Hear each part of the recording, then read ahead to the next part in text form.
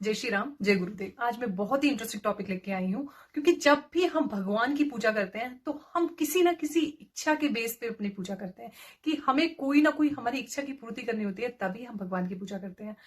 तो आज मैं आपको सबसे इजी फॉर्मूला बताने जा रही हूँ आपकी जन्म कुंडली का, जिससे आप जान सकते हैं कि आपको किस भगवान की पूजा करनी चाहिए, जिससे आपकी जल्दी से जल्दी इच्छा पूर्ति हो।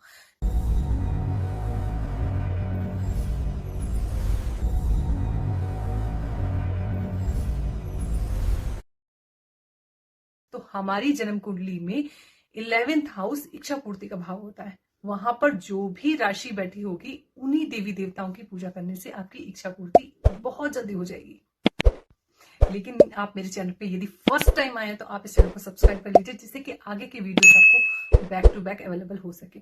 तो स्टार्ट करते हैं हम कि हम किस देवी देवता की पूजा करें जिससे हमारी इच्छाओं की पूर्ति होना स्टार्ट हो जाए। तो आज वही मैं आपको बताने जा रही हूँ। आप चेक कीजिए कि आपकी जन्म कुंडली के 11th हाउस में कौन सी राशि बैठी हुई है। यदि आपकी जन्म कुंडली के 11th हाउस में 1 नंबर लिखा हुआ है, तो यानी कि आपकी जन्म कुंडली में मेष राशि बैठी हुई है। तो यदि जब भी आप हनुमान जी की पूजा करेंगे तो आप देखेंगे कि आपकी ऑटोमेटिक इच्छाओं की पूर्ति होनी स्टार्ट हो जाएगी। या आप हनुमान जी के मंदिर जाके हनुमान जी की पूजा करते हैं, वहां जाके प्रार्थना करते हैं, तब भी आपकी इच्छा पूर्ति होनी शुरू हो जाएगी। और इसी तरीके से यदि आपके 11th हाउस में वृषभ राशि बैठी हुई है, यानी कि शुक्र की राशि, तो आपको माँ लक्ष्मी की आराधना करनी चाहिए और माँ लक्ष्मी जी के मंदिर जाके अपनी इच्छा पूर्ति के लिए माँ से प्रार्थना भी करनी चाहिए। और इसी तरीके से यदि आपकी जन्म कुंडली के 11th हाउस में 3 नंबर लिखा है, यानी कि आपकी मिथुन राशि वहां बैठी हुई है, तो यदि मिथुन राशि रिप्रेजेंट करती है बुध ग्रह को, तो आपको भगवान नारायण की पूजा करनी चाहिए। आपको भगवान नारायण के मंदिर जाके वहां पर इच्छा पूर्ति की पूजा करनी चाहिए। तो आपकी देखेंगे धीरे धीरे आपकी इच्छाएं पूर्ति होनी शुरू हो जाएंगी। और यदि आपकी जन्म कुंडली के 11th हाउस में 4 नंबर लिखा है, तो वहां पर यानी कि कर्क राशि बैठी हुई है। कर्क राशि रिप्रेजेंट करती है चंद्रमा को, तो आपको भगवान कृष्ण जी की पूजा करनी चाहिए। तो आप देखेंगे जैसे जैसे आप कृष्ण जी की पूजा करेंगे, आपकी इच्छा पूर्ति ऑटोमेटिक होने लग जाएगी। या आप कृष्ण जी के मंदिर या आप मथुरा वृंदावन जाएंगे, तो आप देखेंगे कि आपकी इच्छाओं की पूर्ति में ड्रास्टिक चेंज आया। अब धीरे धीरे आपकी इच्छाओं की पूर्ति होनी शुरू हो गई है। इसी तरीके से यदि आपकी जन्म कुंडली के 11th हाउस में 5 नंबर लिखा हुआ है, यानी कि सिंह राशि बैठी हुई है, तो सिंह राशि को रिप्रेजेंट करते हैं सूर्य देव। तो आपको भगवान राम की पूजा करनी चाहिए। आप भगवान राम की पूजा करने के लिए अयोध्या भी जा सकते हैं। और इसी तरीके से यदि आपकी जन्म कुंडली के 11वें भाव में 11th हाउस में 6 नंबर लिखा हुआ है, तो यानी कि आपकी कन्या राशि 11th हाउस में फॉल कर रही है। तो कन्या राशि के स्वामी ग्रह बनते हैं बुध। तो अगेन आपको नारायण भगवान की पूजा करनी चाहिए। आपको नारायण भगवान के मंदिर जाके पूजा करनी चाहिए। तो आप देखेंगे कि आपकी इच्छा पूर्ति जल्दी जल्दी होनी शुरू हो गई है। और इसी तरीके से यदि आपकी जन्म कुंडली के 11th हाउस में 7 नंबर लिखा है, तो वहां पर शुक्र ग्रह की राशि बैठी हुई है, यानी शुक्र रिप्रेजेंट करते हैं माँ लक्ष्मी को। तो आपको माँ लक्ष्मी की आराधना करनी चाहिए, आपको माँ लक्ष्मी की पूजा करनी चाहिए। और आप देखेंगे कि धीरे धीरे आपकी इच्छाओं की भी पूर्ति होनी शुरू हो गई है। और इसी तरीके से यदि आपकी जन्म कुंडली के 11वें भाव 11th हाउस में 8 नंबर लिखा हुआ है, तो वहां पर वृश्चिक राशि फॉल कर रही है। वृश्चिक राशि के स्वामी ग्रह होते हैं मंगल देव। तो आपको हमेशा हनुमान जी की पूजा करनी चाहिए अपनी इच्छा पूर्ति के लिए।